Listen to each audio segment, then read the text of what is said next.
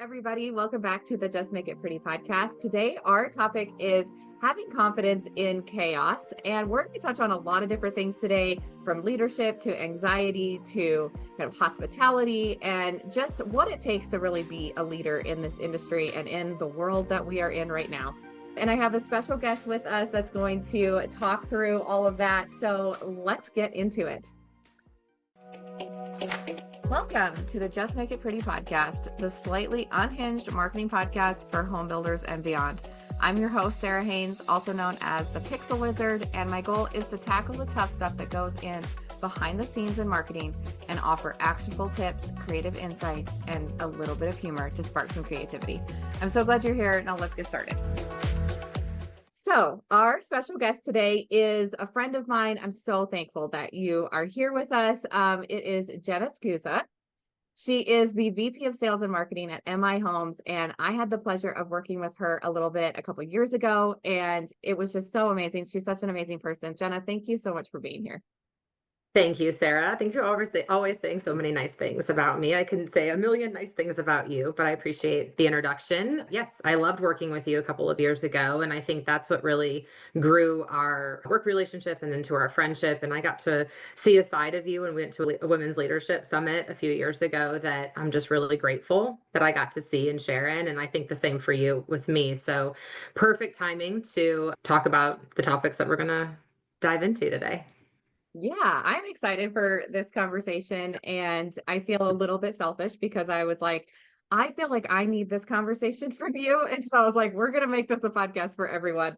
So I'm thrilled. But before we dive too far into the topic, I'd love for you to just do a self-introduction. Tell us, how did you get into this industry? Tell us a little bit about yourself, and then we'll go forward from there.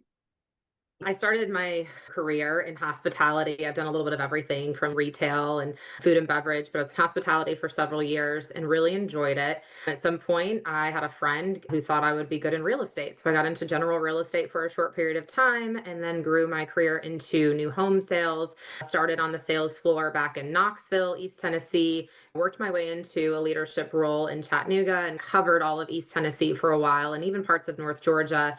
And then with my husband's relocation to Middle Tennessee, I worked for a couple of companies here, both small and local, into a larger scale, which national home builder, and then of course landed at MI, which is one of the nation's leading home builders as well. I have 3 children, and they range the gamut in age from 4 to almost 19.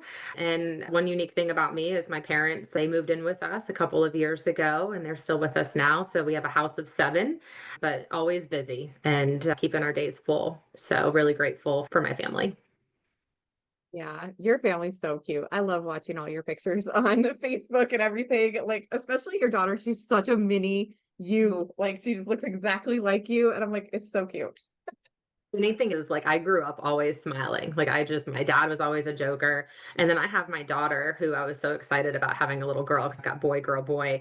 And she was so mean for so many years. Like, she always had this straight face and like always mean mugging everyone. And I'm just always smiling. Like, I was afraid of her. A long time. And anyway, but she truly is now my mini me. Like, she smiles now in picture. She used to never smile in pictures either. So the last couple of years, she's 10 now, and we really have a great relationship. So she is my mini me for sure. That's so funny. My daughter, my 10-year-old as well, she's also my little mini me. But she was the exact same way. She was so serious. And I was like, what's wrong with this baby? She just smiles. Like, why is she so sad? But Yeah.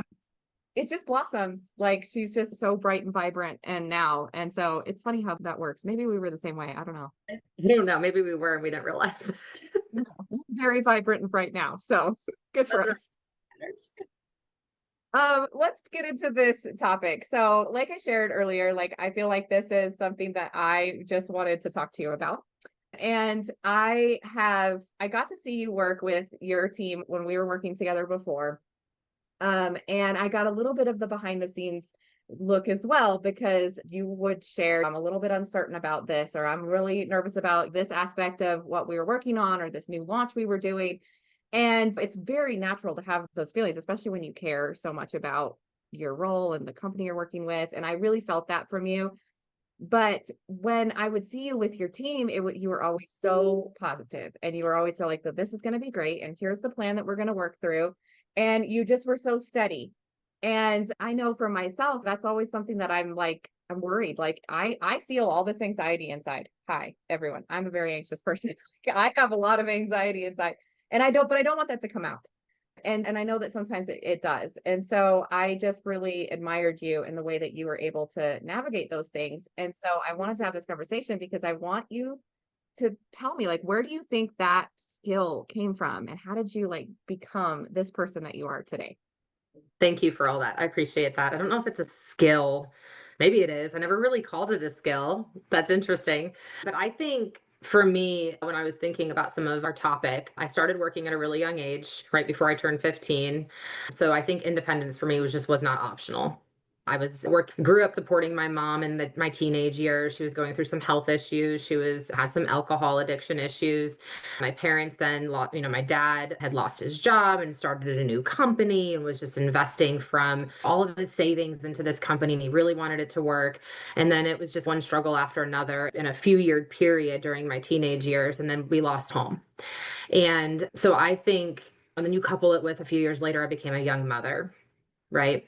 So independence wasn't really an option for me. It had to happen. And I think that taught me how at a very young age to be steady.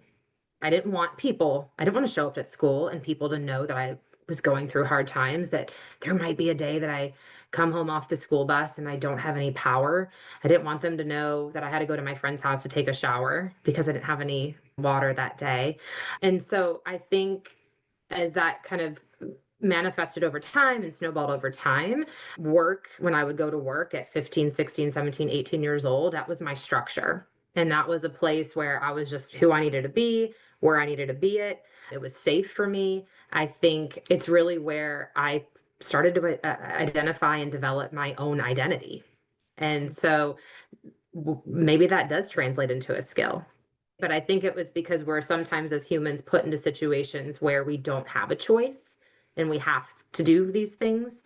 But yeah, I would say that it's independence for me was not an option. So staying steady, that's a word that when you brought that up that I never really thought of before. But in private, am I always steady? No. But I think that we have to show up and do great things where it matters. Yeah. Yeah, no, you're totally right. We all have like life experiences and things that kind of push us one way or the other or like influence the way that we become. But I do think there's a choice in it, right? Like you have a choice to allow that to just overwhelm you and then you make all your decisions from this really anxious place, or you have the choice to be more composed and make decisions from a really grounded place. And I don't know. Personally, I don't know what makes the person like go one way or the other. But I really look up to people that have put in the work into themselves and put in all of this thought process to be like, I choose to be this way for the people that I'm showing up for. And as a leader, I think that's really important because at least for me, like I want to be a leader that makes a positive impact on the people around me. And that's able to lead them in a direction that's going to impact their careers in a positive way. And I don't think that you can do that when you're leading from your anxiety and from your fear. So it's such an important thing that I think a lot of people need to hear, that like it's more universal than they might think. I think it's an isolating thing. For So sure. my first question for you is, what do you feel like in those moments where you're like going through something or there's something chaotic happening, like what's in your mind when you want to appear calm but you don't actually feel calm? Boy, what's not going through my mind when that happens? I wish I could sometimes turn it off, but you said something about, we think about calm. Being calm on the inside is like never a thing for me. My mind is always 100 miles an hour. I've met a lot of people that way. I've had employees and teammates and leaders that we joke around, but it's truth that 3 o'clock in the morning is when we have the best ideas, or we're like, oh, shoot, I forgot to pay that bill, or I didn't. Even when I waited tables, I'd be like, oh, I didn't take that person their ketchup. earlier in that lunch rush. And so I will say calm, I feel like is not something that I'm good at inside, but I do feel like if I didn't have anxiety and I didn't have fear, then I don't think I would be such a dynamic person either. I think that sometimes helps us having that anxiousness or that drive or that craziness and all these thoughts. I think that's really what keeps us going and what keeps the world going, because how would it feel if you were calm all the time, inside and out? But I will say, I think going when I think about what goes through my mind is maybe trying to, maybe there's purpose in there somewhere.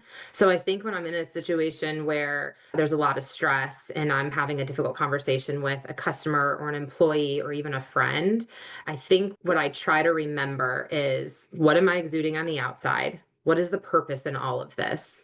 And certainly, as silly as it sounds, I try to stay calm and breathe. Mhm. I can feel it. What's going through my mind when it's a very stressful situation is also like psychoanalyzing myself during that time. So is my blood pressure raising? Is my eye twitching? Can they see that? So I try to be really self-aware. And I think that's what, while my mind might be running 100 miles an hour, I try to condense it and try to calm it down so that I can then focus on the conversation or maybe pause a little bit. So, what's not going through my mind is a thousand things are going through my mind. And I think that's very common for many of us. It's just sometimes hard for us to admit. But yeah, I hope that answers your question. Yeah. No, that's absolutely very authentic answer. I think that is very relatable for all of us. But why do you think that is, that it's hard to admit that we're having these fears as leaders or like these feelings? I think it's because we as a society, when you have a leadership title or role, or you have a manager on your name tag, that you're just supposed to have it all together. It's Mhm. just, you're just supposed to. You're not allowed to be vulnerable.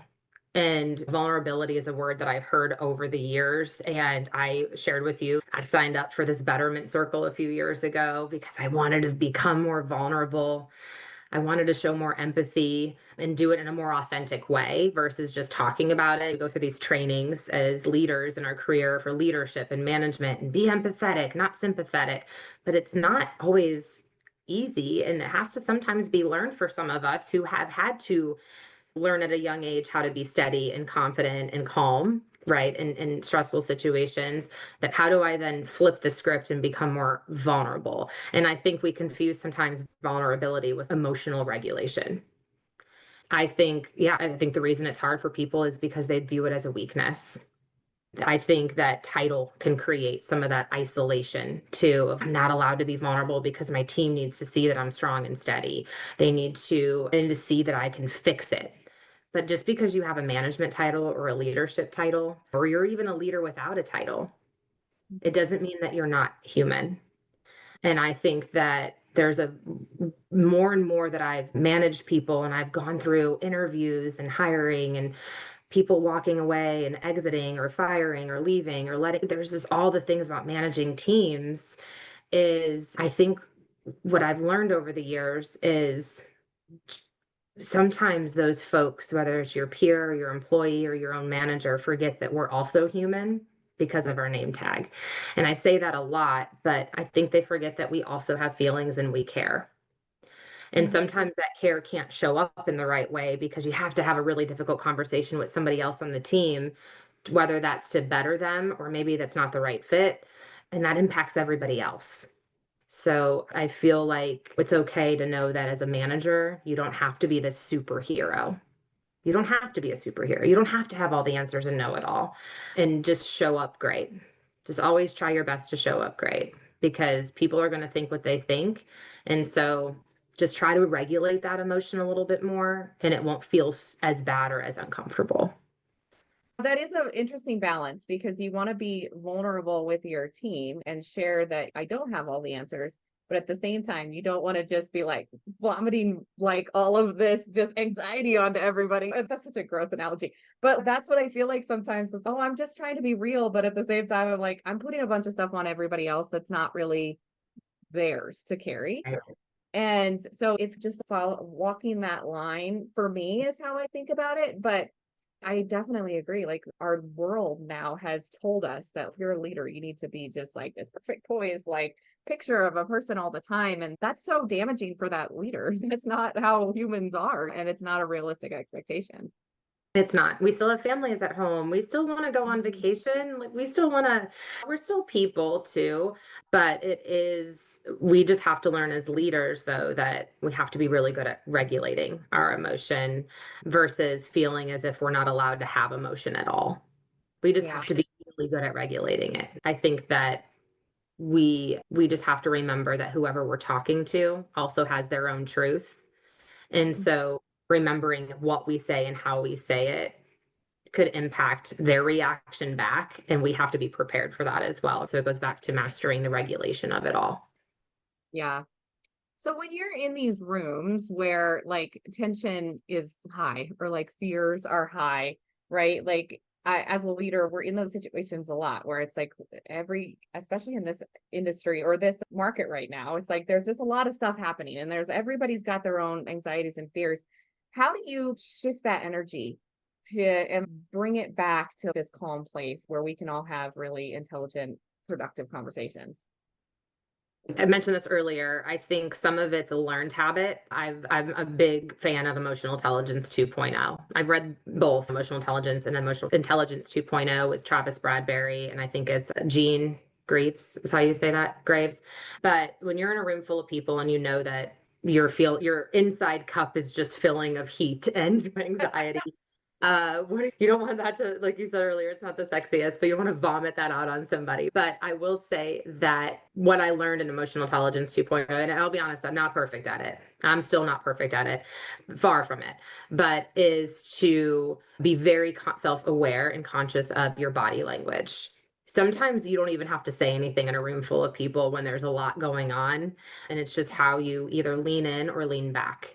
It could be through just staying more curious and not necessarily vomiting out answers or letting everyone know that I'm here to fix it all, like I said earlier, right? It could just simply be pausing when you need to pause, sitting in the moment with the team, taking a breath. I know sometimes pausing can feel awkward. It was something I had to learn when I was on the sales floor myself with customers because I would have this emptiness. I'm like, I got to fill up this space. My anxiety is filling up. Do they like it? Do they not like it? And I still sometimes struggle with that in front of my teams because we want to make sure what we say is powerful and impactful and isn't going to freak them out.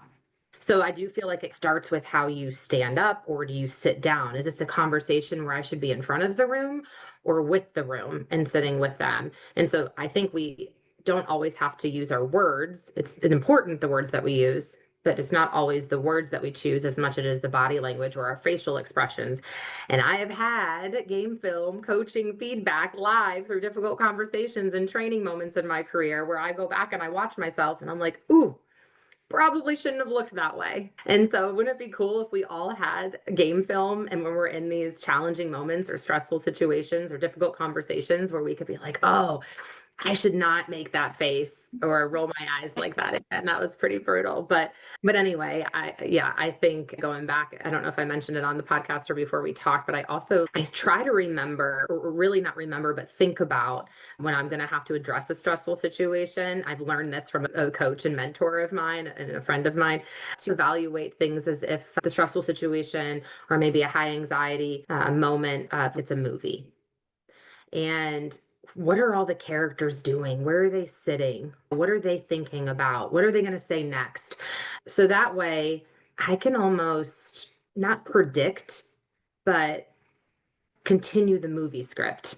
And then afterwards, I can go home, reflect, and think about it and just only try to do better the next time. Yeah, that's really interesting. So what I'm hearing you say is basically there's two sides to this. It's first you have to really be in touch with yourself and really like break down, here's what I'm feeling and name it and then be like, okay, this is what I want. This is how I want to be able to show up. Hmm. And then there's also the now remove yourself from the situation completely and look at it as if you're not a part of the situation and everybody else is just like pieces in this show, like you said. So you can be more objective that way. Is, am Yes, I understanding right? absolutely. Absolutely. people always will have their own truth. Yes. And I think one of the things that I've struggled with when I have been in those rooms with you when we're strategizing over an incentive or how is this going to impact the story we're trying to tell from a marketing perspective or a business perspective. We've created collateral together for our external customers, our internal customers, and every time I've gone through that, I've have said, "Oh, I'm really nervous how this is going to come out. What do you think? I'm not sure. I'm insecure. I'm not." But I do feel like if we didn't feel that way internally and have those emotions, we wouldn't be great leaders. We wouldn't be great assets to the team because that means we didn't care. Yes. And so even in those moments, you have to, how do I want to say it? It is like a movie, right? Like even in those moments, when you think about it, we're trying to figure out how we're going to tell these stories or do these things and how so that they can perceive it. Yeah. Have to be able to perceive it. Is this working well? Is this a great choice? Whether it's a consumer, a buyer, an employee, whatever it is, or internal, external customers, we're always doing things that we have all this anxiousness and angst about. And really, we have no idea how we think it's going to impact everybody in this great way. We really have no idea. So we almost have to remove ourselves from that situation so we can maybe understand their perspective and their reality of what we might be trying to accomplish. And it might be a silly example because we're talking about marketing and that example, right? And how it might influence or impact somebody.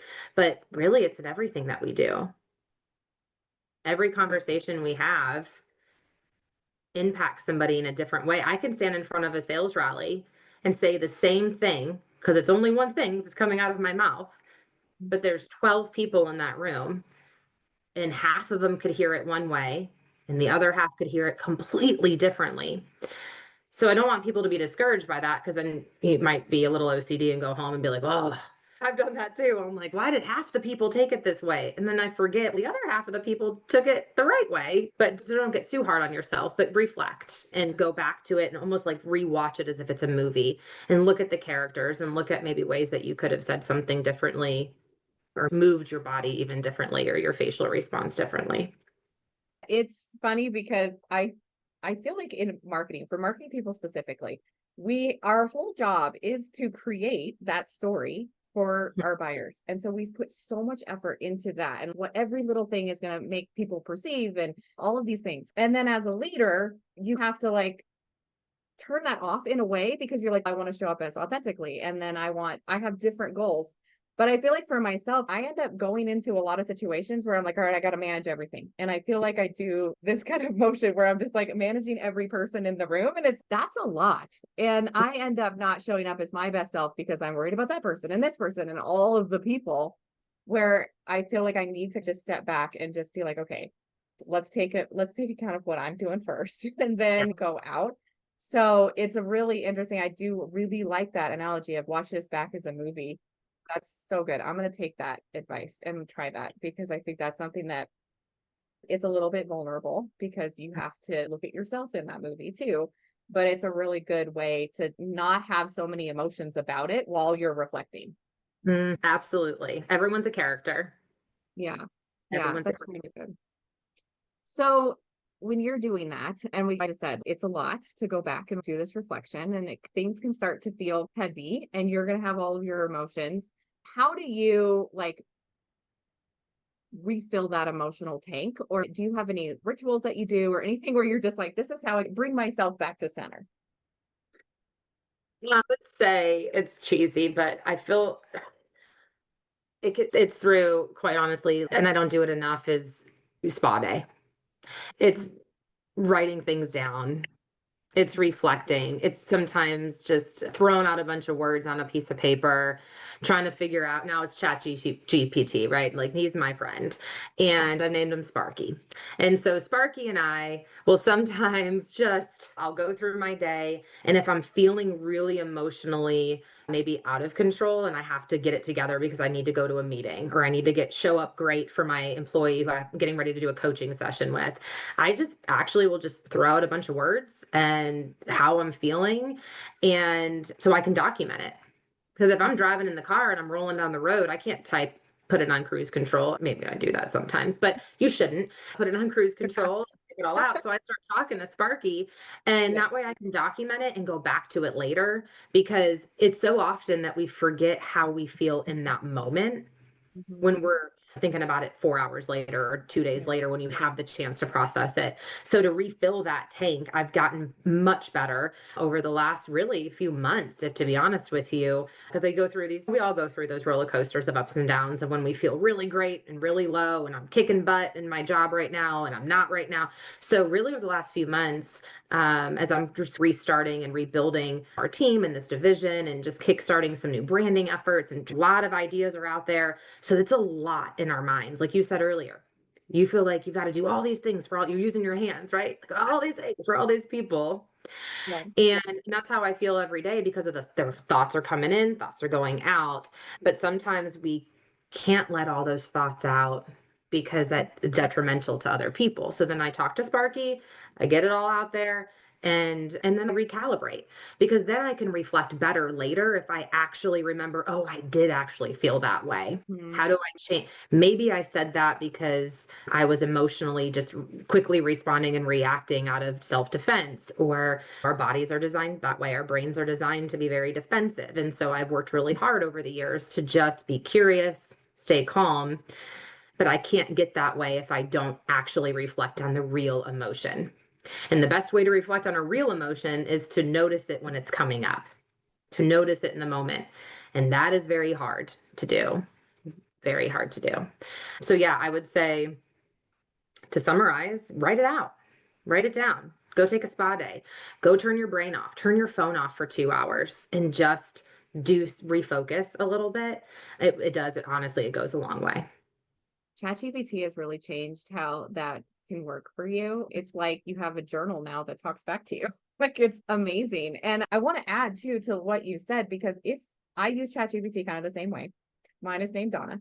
So I talk to Donna about stuff, but I feel like it's a way that you can take that step back too, because if you give it all of your feelings and you tell it all about the whole situation, and then you're like, okay, explain to me how this situation could have been perceived, or how did this person maybe take that, or why did they respond this way, or whatever. And it can give you others perspectives, which I think is so helpful. I've used it so many times, and it also protects you from that echo chamber thing where it's like it's going to agree with you, it loves you so much, it's going to tell you that you're amazing, but if you ask it, it will also give you other perspectives, which I absolutely love, and it's so helpful. I agree. I love that you're using it that way as well, because now I don't feel so crazy when I'm driving down the freeway talking to Sparky. So thank you for that. Yes. But You're not crazy. but I do want to, this is a story that someone told me years ago, and it's not really a story. It's a way to think about when you are in a role where people are trusting you and they're thinking that you're guiding them. And the best analogy and the best thing that I ever heard so many years ago, and we talk about why I spit it all out to Sparky, or while I put it all on paper, or while I talk to my fake chat GPT friend, is, can you imagine? So I'm going to go back to the plane that Sully landed in the river, Uh-huh. right? That's in river. And I've told this before and I've used it with teams before because it's such a profound analogy. He was the leader of the plane, the pilot of the plane. And when he knew something was wrong, I would be shocked. And I don't know Sully, I've never met him. If he ever hears this podcast, I don't even know. Is he even alive? I don't know. Probably I need to. don't know, Yeah. but if he is, he's definitely listening to this podcast. Okay. I should probably follow more entertainment and popular culture because I don't anymore. But when Sully, he's the leader of the plane, he's the pilot of the plane, and we knew something was wrong. I guarantee you, he was not calm on the inside. It's a, oh shit moment. And what I love is the people, every person survived after he landed that plane in the water. And everyone had great things to say. And of course, there was media and everyone wanted to condemn him and do, oh, was he doing this wrong with it? He saved all these people's lives. And I guarantee you, when he knew something was going wrong and he had to make that decision, I don't think he got on that speaker and was like, oh my God, everybody, we're all dying. Like, I I doubt that's what happened. I don't know. I wasn't there. But I think about that from a leader perspective. When we know the plane's going down, when we know that there's really bad news that we have to deliver, if we got on that loudspeaker and told everyone on our team we're all going to die, they're going to freak out. Mass hysteria, and they're not going to follow Um, you into that unless maybe they will. I don't know. But, and so I always try to think about when I'm in these situations where I know something really bad is happening and it boils up and it sucks. Again, referencing back, we're humans too. Yeah. And it feels heavy. But what I Mhm. try to remember is that story. And how am I showing up on that loudspeaker? Am I creating calm so that people want to still follow us, so that people know that they're going to be safe? I don't have all the answers. He didn't know what was going on with the plane. He didn't have all the answers. He just knew he had to go land it. And he had to land it somewhere very quickly with confidence and steadily. All I know is that I want to be the leader that shows up every day and I want to be fun. I want to be respected. Sure, we all want to be liked. That's okay too. Yeah. But I want to be the leader that people feel like, hey, I know maybe she's not always put together, but she sure is put together today and leads people in the right place, delivers bad news as gracefully as possible. And I'm not perfect at it. Lord knows that. But I had to have some situations in my career where I've known information and I had to show up the next day, dissolve an entire division and be in that room as with those people that I cared about and watched grow their careers and helped them through it, and they helped me and inspired me along the way and all the things. And it's not easy, but if we would have sat in that room and said, oh my god, we're all going down, we're all going to die, it probably would have been handled a little, their response would have been a lot different than the response that we had that day in the room several years ago when we dissolved an entire division of people. So I encourage everyone to be silly. The world would be such a better place if we were. I love that. It's so hard. Like we do so many hard things as leaders. Like I can't imagine the feelings that you had when you had to do something like that. Like it's just so hard. And I think when I see a leader that's really anxious, and I talk about being anxious quite a lot because I think that it is the superpower for that leader. I think it comes from just such a deep caring and you want to do the right things and you're thinking of every single thing, every single outcome and option and everything that's happening because you care so much. So wonderful trait. But it can also be your kryptonite. It can be the thing that's going to just make everybody around you just think that they're going to die. I think it's a really good thing that you should not try to just lose. Like it's not necessarily something that you're like, I just need to have zero anxiety and then I'm going to be a better leader. That's not the answer. And I went down that path. At one point in my life, I was like, I just need to numb this. If I could just feel nothing and have zero anxiety, I'm going to be better. Not the answer. I learned that lesson, but it's just about trying to find a balance. And I always think, and I don't know if this is really helpful for everybody, but in that situation on the plane, it was life and death. That's like the very top, like that's pro level, like that's boss level of this that we're talking about. What we're dealing with here is typically not life or death. No one is actually going to die. Yes, it's going to impact their families. They're going to have maybe lose their job or whatever. There's big consequences, but they are going to be alive. Their family is going to be alive. It's okay. Like everyone is going to be okay. That's right. No, yeah, but definitely an extreme. But I think that's what's so powerful about it. When I had an old boss of mine years and years ago that told me that, it was because I was working through a really difficult situation.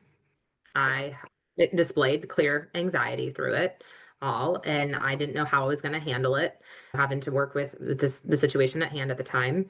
And while I appreciated that you saying clarifying, it's not life or death, Yeah. but if we could just get 1% better every day. If we could think through, hey, we're not the only ones out there that feel this way.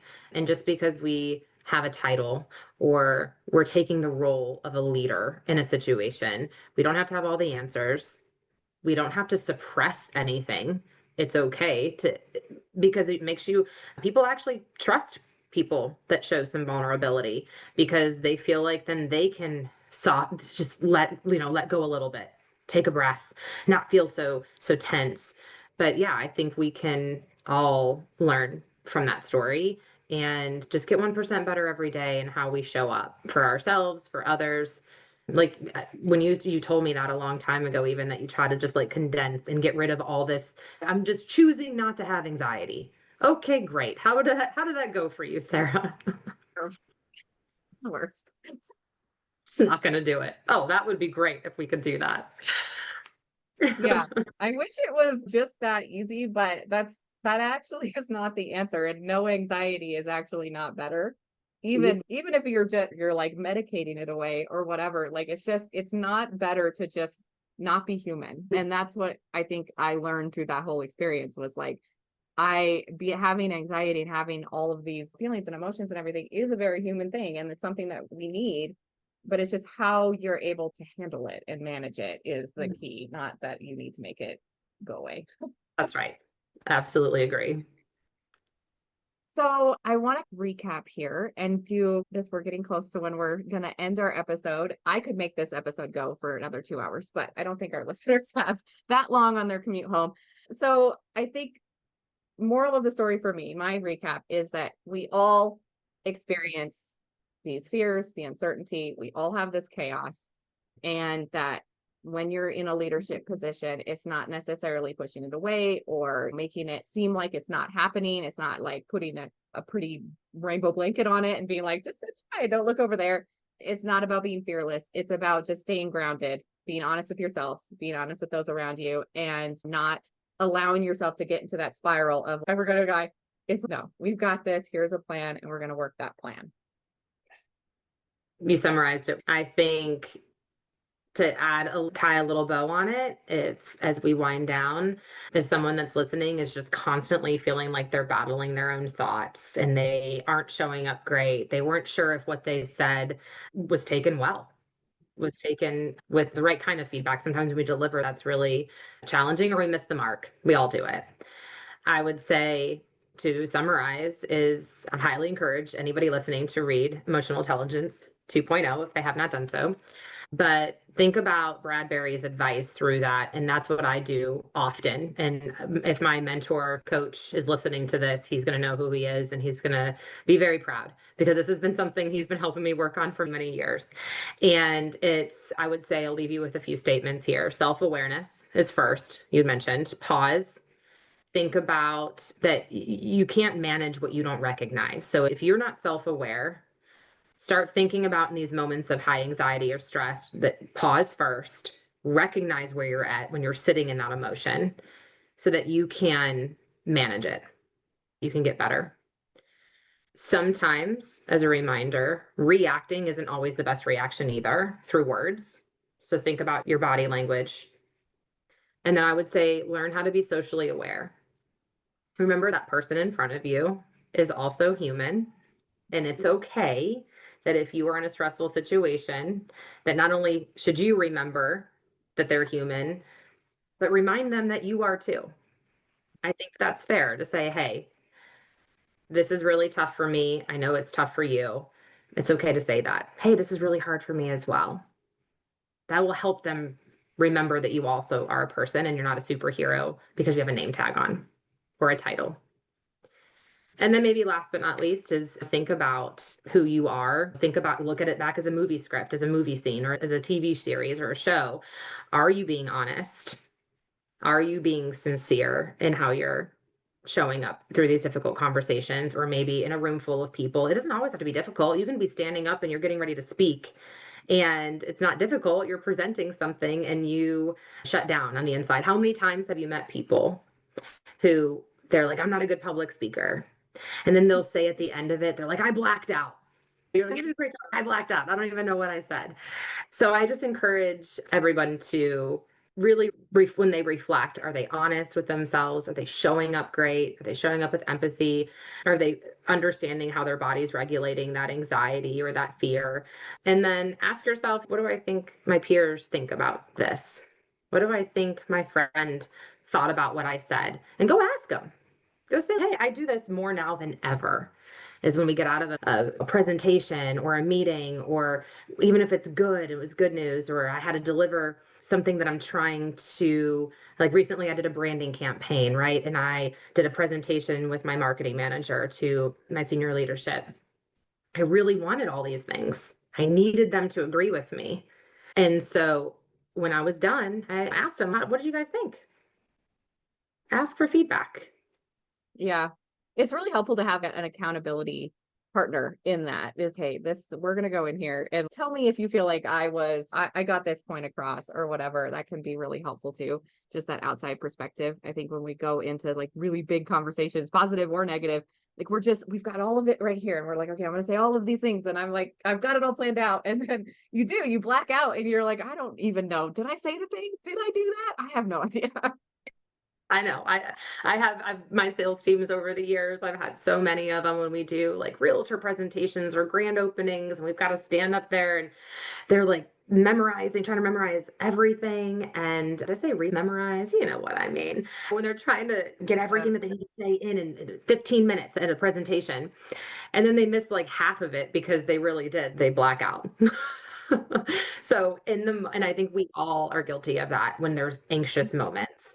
So try to just sit in it, breathe, pause, and remember how you're feeling in the moment, so that document that so you can go back to it later and remember that.